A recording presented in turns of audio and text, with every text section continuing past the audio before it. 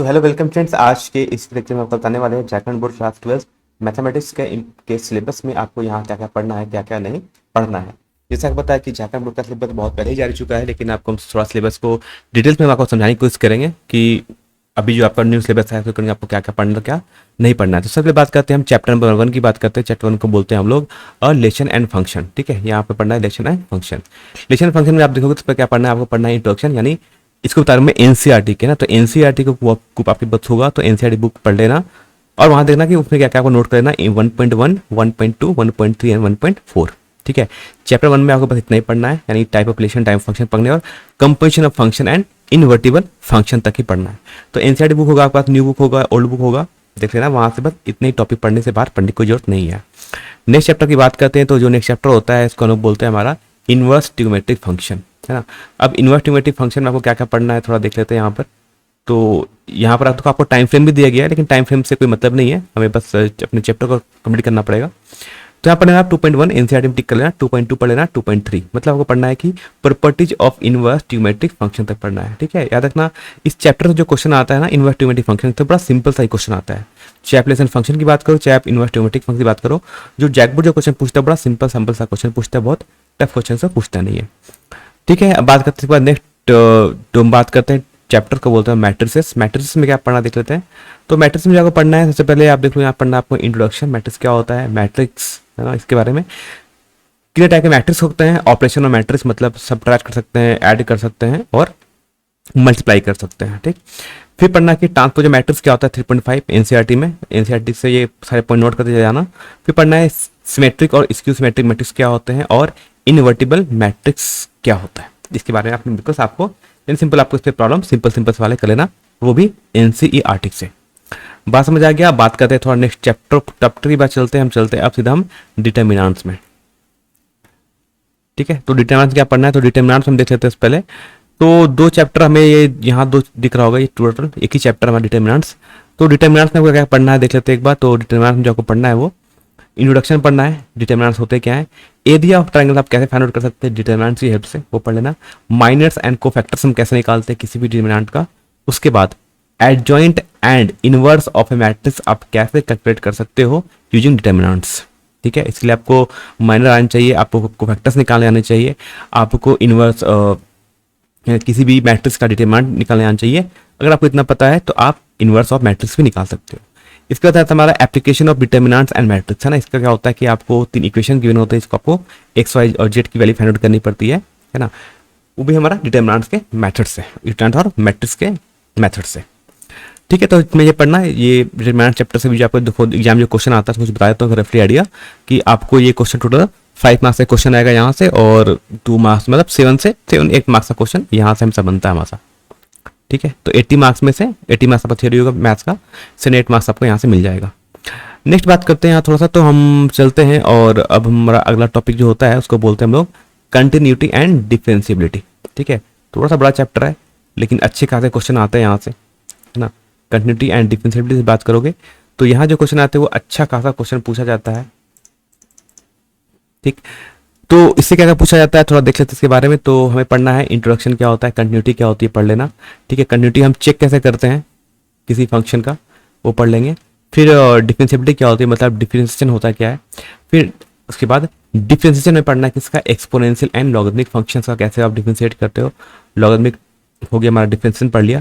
फिर पता है derivative of a function in parametric form. Parametric form का मतलब होता है वो थीटा और थीटा के फॉर्म में गिवन होगा, इसको बोलते हैं पैरामेट्रिक फॉर्म। उसको हम कैसे डेरिवेटिव निकाल सकते हैं। फिर सेकंड ऑर्डर डेरिवेटिव क्या होता है, मतलब एक बार डिफरेंशिएट करो उसको फिर से डिफरेंशिएट करो। सो ये जो क्वेश्चन आएगा यहाँ से, है ना, यहाँ से अच्छे खासे क्वेश्चन आते हैं। यहाँ पर आपको मैक्सिमम जो क्वेश्चन मिलता है वो आपके एग्जाम में एमसीक्यू वाले क्वेश्चन मिलते हैं।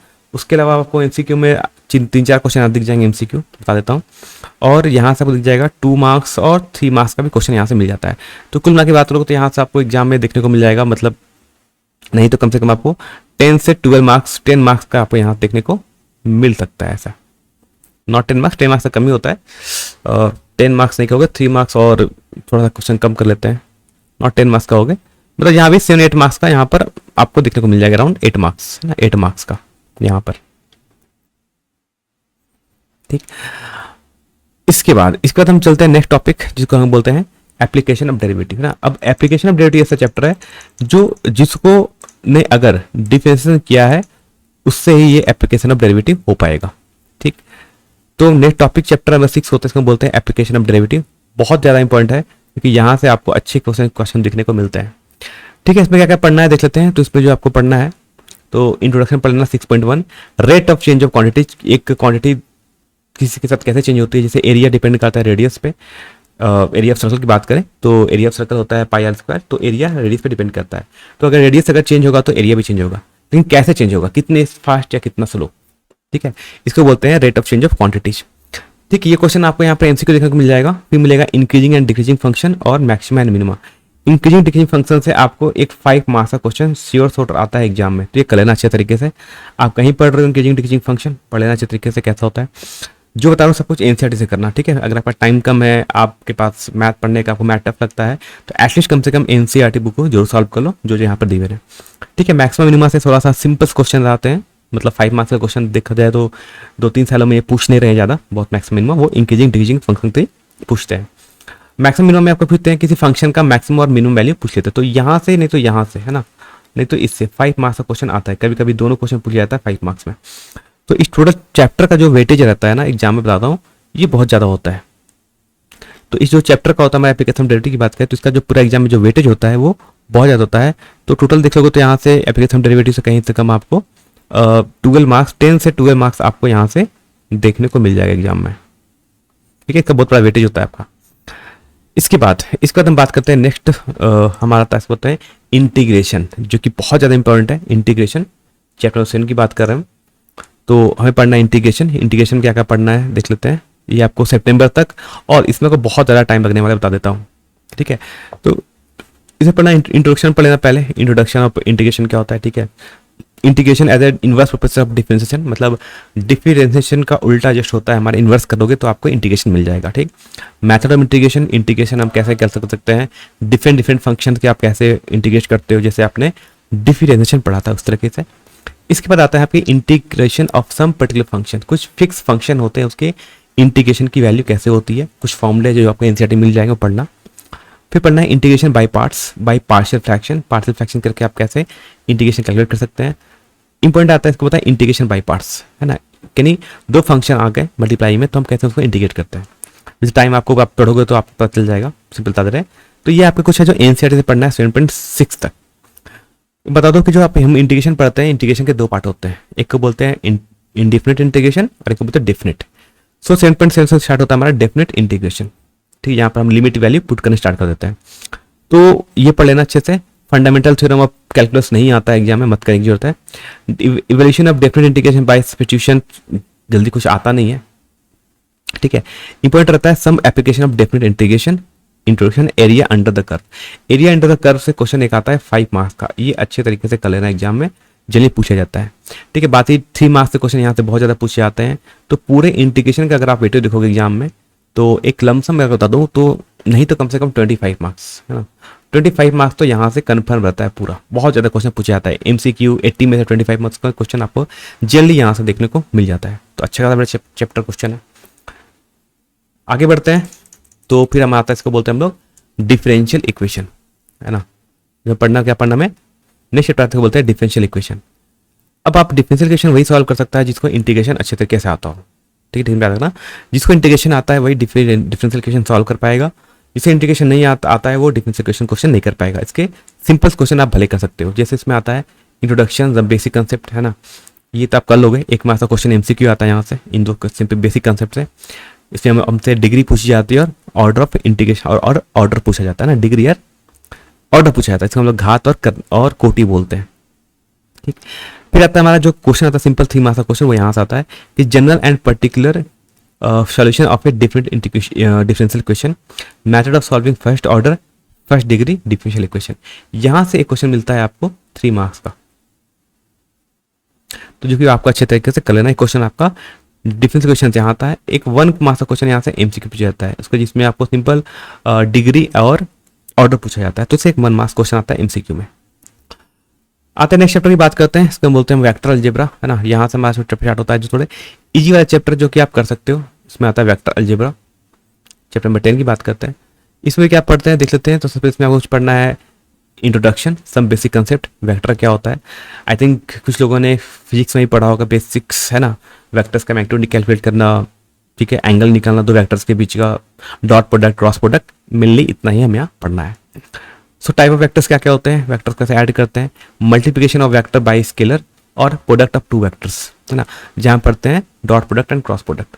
इस चैप्टर के वेटेज देखोगे तो एग्जाम में आई थिंक 5 से 6 मार्क्स का वेटेज इस चैप्टर का आपको जनरली मिल जाता है। कम भी हो सकता है, वो डिपेंड करेगा कि इस साल का ब्लूप्रिंट कैसा आएगा जैकबोर्ड का, या जैकबोर्ड का जब मॉडल पेपर आता है तो उसके अकॉर्डिंग ही एग्जाम में क्वेश्चन आता है।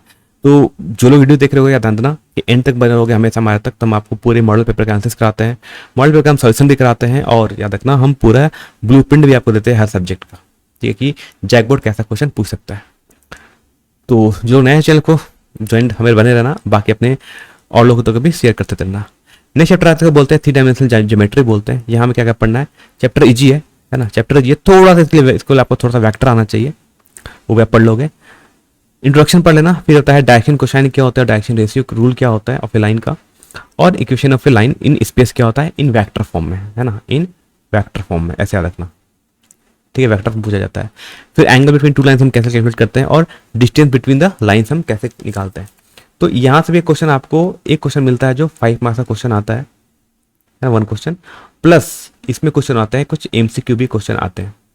तो इस चैप्टर का पूरा वेटेज होता है वो भी अराउंड 8 मार्क्स का वेटेज होता है यहाँ पर टोटल, है ना, थोड़ा हमारा वेरी कर सकता है, लेकिन जनरली 8 मार्क्स का क्वेश्चन यहाँ से आपको देखने को मिल जाएगा एग्जाम में। 3 वेटेज हो गया। अब आते हैं इंपॉर्टेंट चैप्टर बात करते हैं, बात है हमारा लीनियर प्रोग्रामिंग, है ना। 3 डायमेंशनल ज्योमेट्री में आपको एक चीज और पढ़ना था, इसे बोलते हैं shortest distance between the two lines, ठीक है, shortest distance between the two lines, इसको भी पढ़ लेना चाहिए। देखते हैं कि अगर हमारे पास 2 लाइन्स गिवन है, 2 लाइन का हमें इक्वेशन गिवन है, तो इनके बीच का शॉर्टेस्ट डिस्टेंस कितना होगा ये कैलकुलेट करना, जो कि आप कर सकते हो, ठीक। बात करते हैं नेक्स्ट टॉपिक की बात करते हैं, चैप्टर की बात करते हैं, वो तो हमारा लीनियर प्रोग्रामिंग। अब ये बड़ा इजी क्वेश्चन है, इजी चैप्टर है।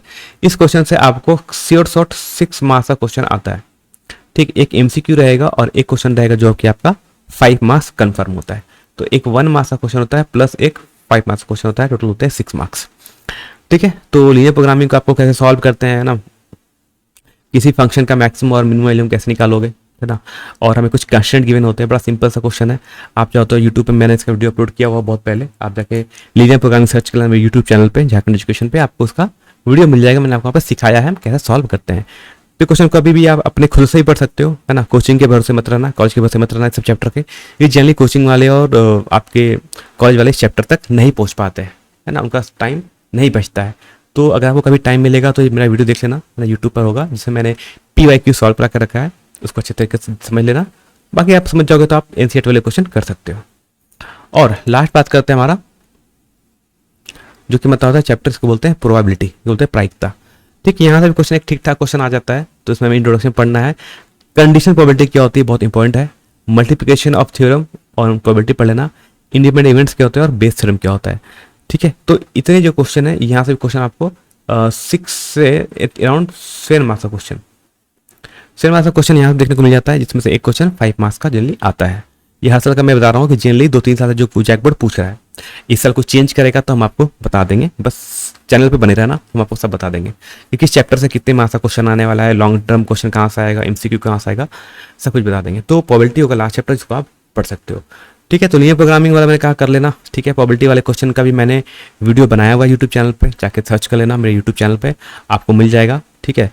पुरानी वीडियो है, कोई दिक्कत की बात नहीं है, क्योंकि सिलेबस भी हमारा वही है, NCERT बुक भी वही है, तो कुछ चेंज नहीं होगा, वहाँ से जाके आपको खुद से पढ़ सकते हो, ठीक है। तो ये हमारा कुछ था जो मैंने आपको बता दिया कि झारखंड बोर्ड का क्लास 12th मैथमेटिक्स का कुछ सिलेबस बता दिया मैंने, जो इस बार जैक बोर्ड ने जारी किया है, और इस अकॉर्डिंग क्या क्या आपको NCERT से पढ़ना है। जो कुछ भी बता रहा हूँ सब आपको NCERT से करना है। और जल्दी ध्यान देना कि जैक बोर्ड NCERT से ही, बुक से ही क्वेश्चन पूछता है, इससे बाहर जल्दी वो बाहर जाने की हिम्मत भी नहीं करता है, ठीक है। तो इतना कुछ बता दिया, याद रखना, अच्छे से पढ़ लो, लिख लो अच्छे तरीके से।